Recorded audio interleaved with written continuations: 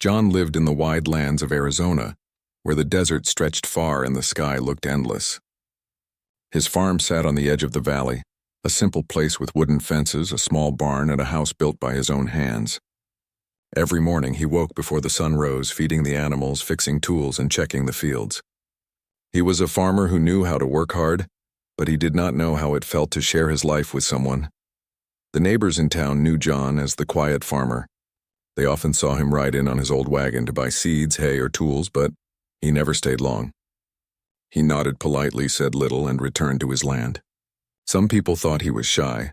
Others thought he was too serious, but in truth he was simply lonely. He had no wife, no children, and no family nearby. His days were filled with work, and his nights were filled with silence. Sometimes, after the chores were done, John would sit outside on the porch, watching the sun dip behind the hills. The orange light painted the land beautifully, but beauty felt empty when there was no one to share it with. He often wondered what life would have been like if he had chosen differently when he was young. He had once loved a girl, but she moved away and he never followed. Since then, the years had rolled past like the seasons, leaving him with nothing but the sound of wind and the company of his animals. On one such evening, as he fixed the fence near his barn, John noticed something unusual in the distance. A group of people was moving slowly along the road. They were Apache families, traveling together with horses and wagons. He rarely saw anyone pass by his land, and it caught his attention. The men rode at the front while women and children followed behind, carrying baskets and guiding their animals. They looked tired, perhaps from a long journey. John leaned on his fence watching. He felt a strange pull in his heart. He was not used to seeing so many people together. He wondered where they were going and if they would keep walking past his land. But before he could think much longer, dark clouds began to gather in the sky. The wind picked up and a sudden clap of thunder shook the air. A storm was coming quickly, and John knew it would be fierce. The travelers looked up at the sky too. Their pace quickened, but the heavy rain began to fall before they could find safe ground. Without thinking, John waved his arm and called out, his voice louder than usual, "This way. Take shelter in the barn." His voice carried across the field. At first they hesitated, but seeing the rain pour harder and the lightning flash, they guided their horses toward his farm. John opened the wide barn doors, letting them bring in their animals and wagons. The barn smelled of hay and wood, and though it was not grand, it was dry and strong. The families rushed in, thanking him quietly. Among them, one young woman caught John's eyes. She moved with calmness, guiding the horses gently, speaking in soft words that seemed to comfort even the frightened animals. Her name, he later learned, was Nayeli. As the storm raged outside, John watched from a corner. The barn, usually filled with silence, now had voices, laughter of children and the warmth of life.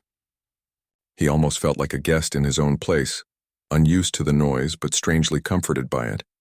The children played with his dogs, the women unpacked small bundles of food, and the men sat together speaking in low voices. John did not know how to act. He was not used to company. He stayed busy, checking the roof for leaks, moving hay closer for the horses, and making sure the doors were secure. But every now and then his eyes drifted to Nayeli. She was not loud like the others. She sat near the animals, stroking their coats, whispering words he could not understand. Her presence seemed calm, almost like she carried peace with her. When the rain slowed for a moment, John stepped outside to look at the sky. The storm had not passed, but he needed a breath of air. As he stood there, Nayeli walked out too, carrying a bucket of water for the horses. For a moment, they both stood in silence. Then she looked at him and said softly, "Thank you for opening your barn. You saved us from the storm." John felt his throat tighten. He was not used to people speaking to him kindly. He nodded and replied, "It was nothing. The barn is strong. It can keep you safe." She smiled lightly, a simple smile, but one that made John feel something he had not felt in a long time. Noticed. As the night fell and the storm continued, John offered them firewood to keep warm. He watched as they lit a small fire outside the barn doors, cooking food and sharing it among themselves. They invited him to sit with them, and though he first refused, he finally accepted. He sat on the ground eating bread and stew offered to him, listening to their stories. He did not understand all the words, but he understood the laughter and the kindness. For John, that night felt different from all others. He had lived for years without company, and suddenly his farm was alive. He listened more than he spoke, but he felt included. Nayeli sat nearby, her eyes often meeting his. She did not speak much either, but her silence felt like understanding. It was as if she could sense his loneliness without him saying a word. When the fire burned low and the family settled to rest in the barn, John lay awake in his bed inside the house. He could still hear the soft sounds of their voices through the night air. His heart felt heavy and light at the same time. Heavy because he realized how empty his life had been, and light because, for the first time in years, he felt connected to others. He closed his eyes, wondering what tomorrow would bring. Would they leave once the storm passed? Would the silence return to his farm? He did not know, but deep inside, he felt that something had already changed. The storm had not only brought rain to his land, it had brought people, warmth, and perhaps something his heart had been waiting for all along. The morning sun rose over the valley, painting the sky with shades of gold and pink. John woke up early as he always did, but this morning felt different. The sound of voices and movement reached his ears even before he left his bed. The Apache families were already awake, preparing their animals, cooking food, and getting ready for the new day. His farm, which usually carried only the quiet sounds of wind and birds, now felt alive with laughter, chatter, and the steady rhythm of many hands working. John stepped outside, adjusting his hat, and walked toward the barn. He found Nayeli there, spreading hay for the horses. Her hands moved with skill, and the animals seemed to trust her, leaning close as if they knew her well. She noticed him and gave a gentle smile, one that made him pause for a moment.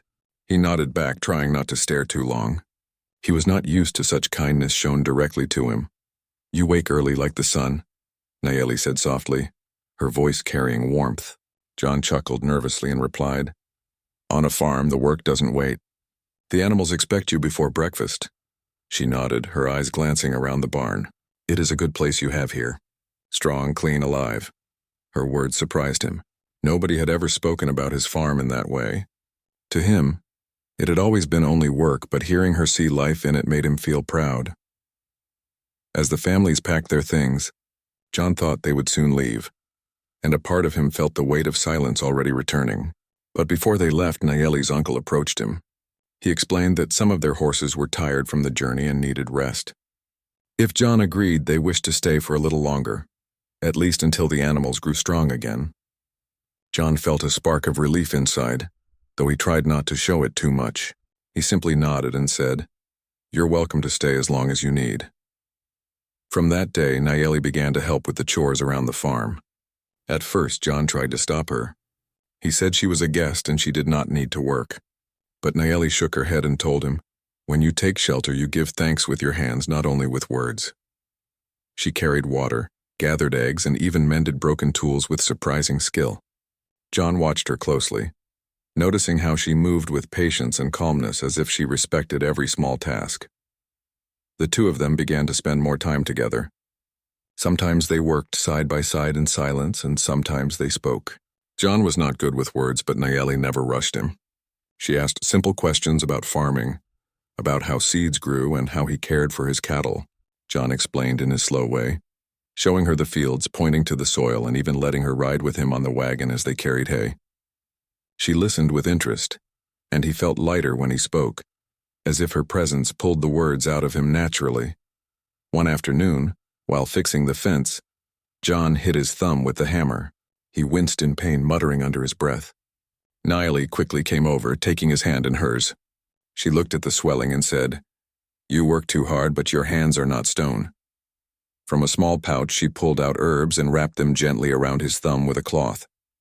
John stared at her, not only at her skill but also at the gentle way she touched his hand. It was something he had not felt in years, softness, care, and human warmth.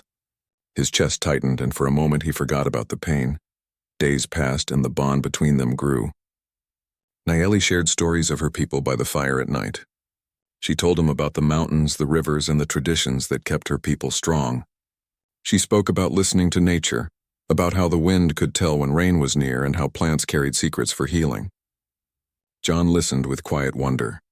He realized that though he lived on the land all his life, he had never truly listened to it as she did. In return, John showed her his ways. He explained how he used tools to make work easier, how he plowed the soil and rotated crops, and how he built the barn with his own hands. Sometimes when Nayeli did not understand, he would laugh and repeat, trying again until she smiled in understanding. The two often laughed together, surprising John, who had not laughed freely in a long time. One evening after a long day of work, John sat on the porch as the sky turned red with sunset. Nayeli walked out quietly and sat near him. For a while they did not speak. They just looked at the horizon, watching the colors fade into night. Finally, Nayeli broke the silence. "You live alone here," she said softly. John nodded. "Yes, for many years." She looked at him, her eyes thoughtful. "Alone but strong. Yet even strong trees need the wind to touch them." Her words struck him deeply. He did not fully understand, but he felt they carried truth. That night, as John lay in bed, he thought about her words. He had built his life around silence, around work, and around being strong on his own.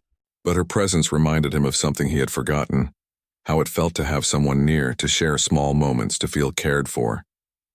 Even though nothing had been said openly between them, he knew in his heart that her simple kindness was already changing him. The next morning, when he went to fetch water, he found Nayeli already there, filling buckets. She handed one to him, their hands brushing for a brief second. John felt a spark, small but powerful, run through him. He said nothing, but his heart beat faster. He realized then that he had been lonely for so long that he almost forgot what it was like to feel human closeness. The days continued with this quiet rhythm. Work during the day, laughter at times, silence at others, and evenings filled with stories. John found himself waiting for moments when Nayeli would walk beside him or look at him with her calm eyes. He was not a man of many words, but in her presence silence felt less heavy. One evening, when rain fell lightly again, the family stayed inside the barn. John sat with them, watching as they played music on simple instruments and sang songs in their language.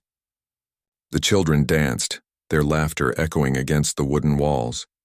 Nayeli's voice joined the singing, soft and sweet. Blending with the sound of rain, John closed his eyes, letting the moment wash over him. His barn, once a place of emptiness, was now alive with warmth. As the fire burned low, John's gaze met Nayeli's across the barn. She smiled at him, and in that smile he felt something he had never expected to feel again: hope. For the first time in many years, John felt that his lonely life might not remain lonely forever. Something had begun, slowly, gently, like seeds pushing through the soil after rain. The days rolled into weeks, and John felt his farm was no longer the same place it had been before. Where once the air carried only the sound of wind whistling across the open land, now it carried the gentle voices of people, the laughter of children, and the steady rhythm of life. But what changed him the most was the quiet presence of Nayeli. She was not like anyone he had ever met before. She moved with a kind of grace that came from being close to nature. She did not rush, she did not complain, and she seemed to find beauty in even the smallest things. John often found himself watching her without meaning to. When she bent to tie a rope around a wooden post, when she brushed a horse's mane, or when she sat near the fire in the evening, her face calm and thoughtful. One morning, Nayeli noticed John struggling to carry 2 heavy buckets of water from the well. She walked over, took one bucket from him, and said simply, "We share the weight." John wanted to protest, but the words stuck in his throat. Instead, he nodded, and together they carried the water back to the barn. The simple act stayed in his mind the whole day. He was used to doing everything alone, but with her, even hard work seemed lighter. As their days blended, Nayeli began to teach John things he had never thought about before. One afternoon, when the wind blew strongly across the valley, she lifted her head and closed her eyes. "Tomorrow will bring rain," she said softly. John looked at the clear sky, confused. "How can you know?" he asked. She smiled, pointing to the clouds far away and the smell of the air. "The wind carries messages. If you listen, you can hear them." The next day, the rain did come, just as she had said. John shook his head in wonder, realizing that she knew the land in a way he had never understood. Another time, when one of his goats hurt its leg, John thought he would have to tie it down for days. Nayeli knelt beside the animal, speaking softly to calm it. She used herbs from her pouch, pressing them gently on the wound. "This plant takes away swelling," she explained. John watched carefully as she worked with steady hands, wrapping the leg with cloth. To his surprise, the goat recovered quickly. You heal with plants, he said in amazement. She nodded. Nature gives us what we need if we respect it. In return, John showed her his world. He explained how he used plows and tools to turn the soil, how he planted in rows to make the harvest stronger, and how he stored grain in the barn to last through the seasons. Sometimes he let her hold the tools, guiding her hands as she learned. He noticed how she laughed when she struggled at first and how her determination always carried her through. Watching her learn made him feel proud, as if he had something valuable to give. One evening, trouble came suddenly. A calf in the barn grew weak, refusing to stand. John felt his chest tighten with worry. For him, every animal mattered. Without delay, Nayeli joined him, kneeling beside the small creature. Together, they worked through the night. John brought warm cloths and Nayeli rubbed the calf's body to keep it from growing cold. She whispered softly to the animal, her words like a song, while John prepared milk in a small bucket. When the calf finally began to drink, John felt relief flood over him. He looked at Nayeli, her face glowing in the dim lantern light, and for a moment he could not find words. That night, after the calf rested peacefully, John sat with Nayeli in the barn. The silence between them was not heavy but comforting. He felt something inside him shift. For years he had believed his life would always be lonely, that his farm would never hold anything but silence. Yet here he was, sharing his deepest worries and his greatest relief with someone who cared. It was as if the emptiness of his heart was slowly being filled. Still, John struggled with his feelings. He was a man who did not know how to speak easily about what lived inside him. Every time he wanted to say something, fear held him back. What if she left tomorrow? What if she saw him only as a kind farmer and nothing more? He carried these thoughts quietly, unsure how to let them out. One day as they worked in the field, Nayeli noticed his silence. She stopped, looked at him, and asked, "Why do you hide your eyes from me?" John felt caught, his heart pounding. He shook his head quickly. "I don't," he said, though he knew it wasn't true. She tilted her head gently and said, "Sometimes when people hold words too long, they become heavier than stones." Then she returned to her work, leaving John standing there, thinking about her words for hours after. Their bond grew deeper in small ways. When he walked to the well, she often joined him. When she gathered firewood, he carried it for her. When the evenings grew cold, they sat closer near the fire, sharing blankets and simple stories. Each moment was a thread, and slowly those threads began to weave into something neither of them could ignore.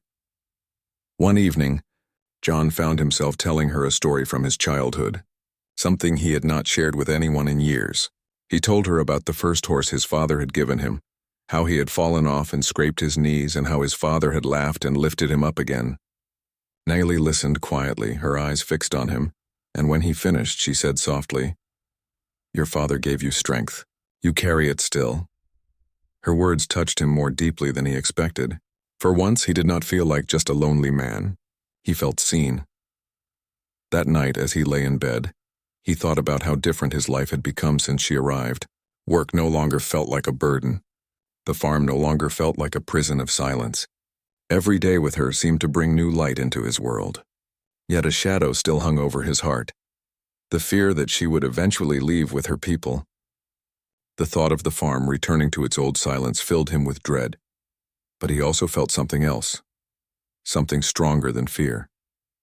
He realized that for the first time in years he wanted to fight for something, not for land, not for crops, but for a connection, for the simple joy of having someone by his side. He did not yet know how to say it, but he knew that Nayeli had already changed him forever. The days continued, blending work, laughter, silence, and discovery.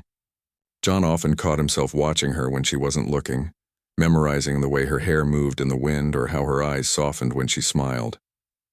And every time their hands brushed while passing tools or water, his heart raced, reminding him that he was alive in ways he had forgotten. He knew one thing with certainty. The lonely farmer who once lived only for work was gone. Something new was growing inside him, slow and steady, like the crops in his field after a gentle rain. And though he did not yet have the courage to speak, he knew his life was no longer the same. The farm seemed to breathe differently with Nayeli around. The walls that once echoed with silence now carried the sound of footsteps, soft laughter, and gentle words. For John, every day felt lighter, as though the air itself had changed. He still woke early and worked hard as always, but now he often found himself looking forward to the moments he could spend near her. Even simple tasks like gathering eggs or pulling weeds had become moments of quiet joy. One morning, John stood near the corral watching the horses. Naomi walked up beside him, carrying a small woven basket filled with herbs she had gathered. She explained what each one could do, how one could calm a fever, another could heal cuts, and yet another could bring rest to someone who could not sleep. John listened, truly listened, and marveled at how much she knew. He realized she carried not only knowledge but also a sense of peace, as if she saw the world with eyes that could notice hidden things. When the wind blew across the valley, Naomi closed her eyes and tilted her head, as if hearing a language John could not. She told him the wind carried voices, warnings, and blessings. John thought about her words long after she said them. He had always looked at the land as soil and stone, as work and survival, but through her eyes, it became something alive, something with a spirit. The more time they spent together, the more John noticed the changes in himself. He found himself smiling more often, speaking more easily, even humming old tunes he had long forgotten. His meals tasted richer, not because of the food but because of the company. The evenings were no longer cold stretches of silence. Instead, they were filled with warmth from the fire, the sound of stories, and sometimes the quiet comfort of simply sitting side by side without needing to speak. Yet deep inside, John wrestled with fear. He knew the Apache families would not stay forever. Their animals were stronger now, their wagons repaired, and the roads ahead awaited them. Each day brought him closer to the moment when they would leave. The thought made his chest feel heavy. He had lived alone for years, but now he could not imagine going back to that emptiness.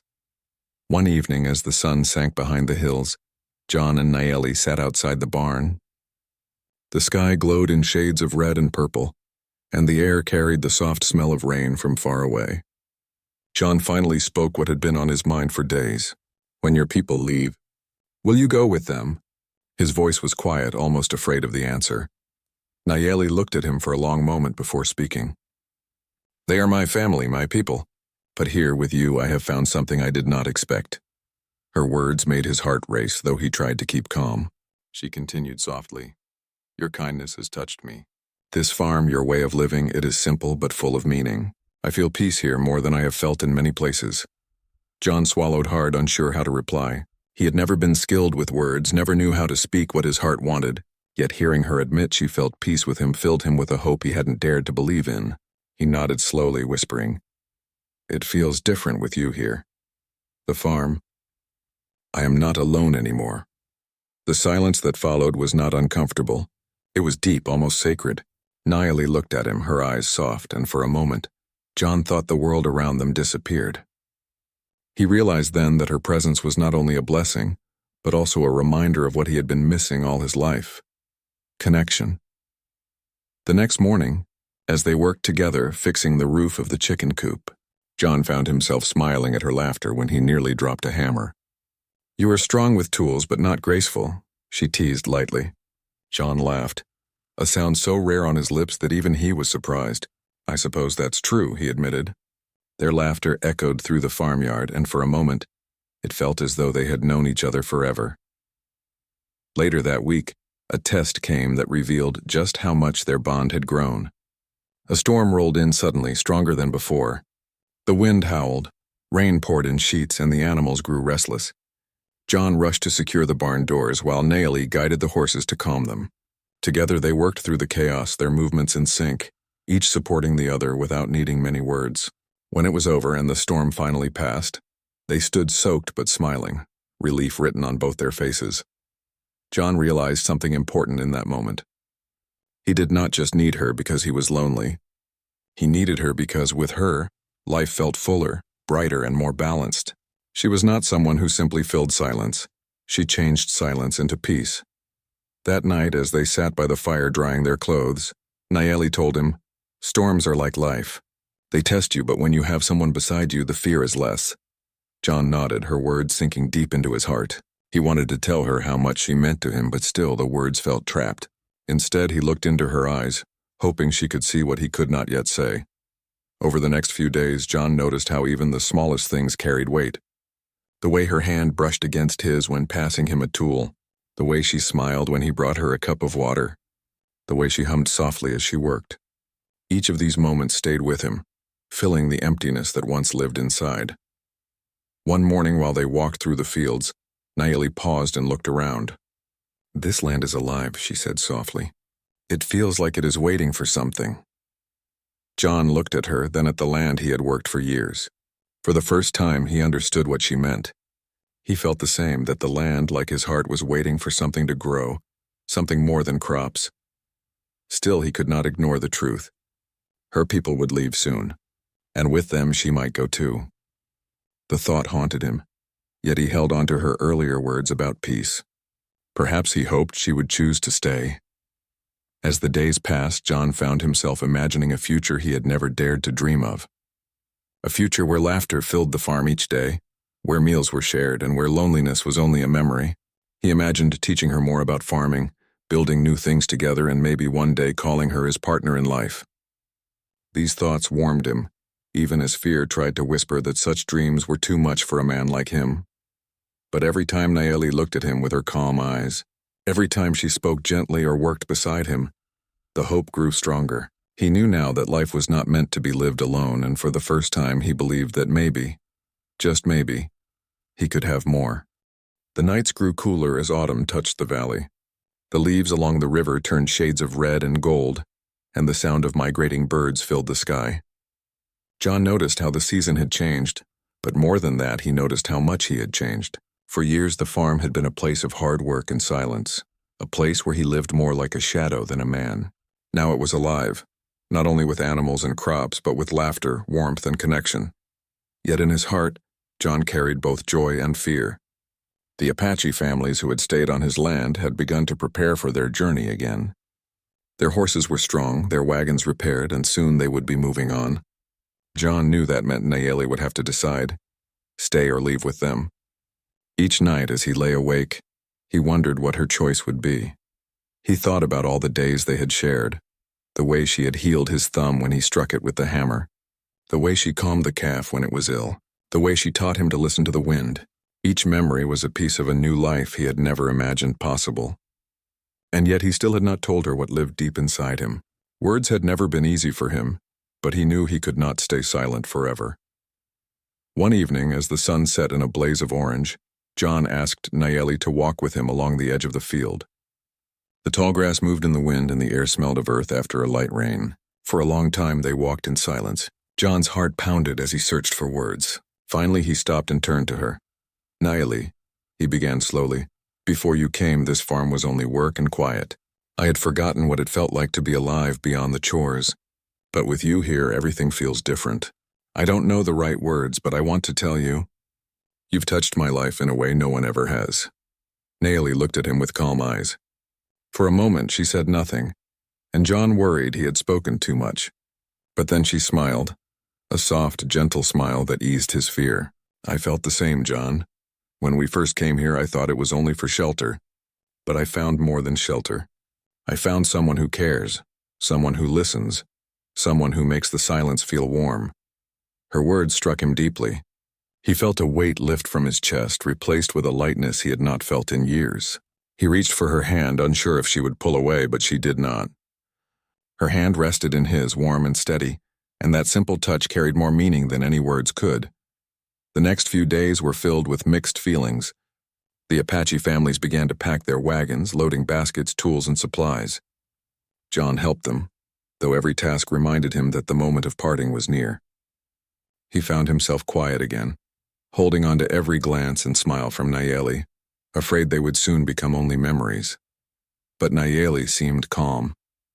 She continued to help with the farm chores as if she belonged there. She still taught John about herbs, still sat with him at the fire, still shared small laughter at the end of long days. Her presence did not change, even as departure grew closer. On the morning of their leaving, the wagons lined up near the road. John stood by the gate, his heart heavy. He did not know what to say. He had never been good at goodbyes. He expected Nayeli to join her people, to walk toward the wagons without looking back.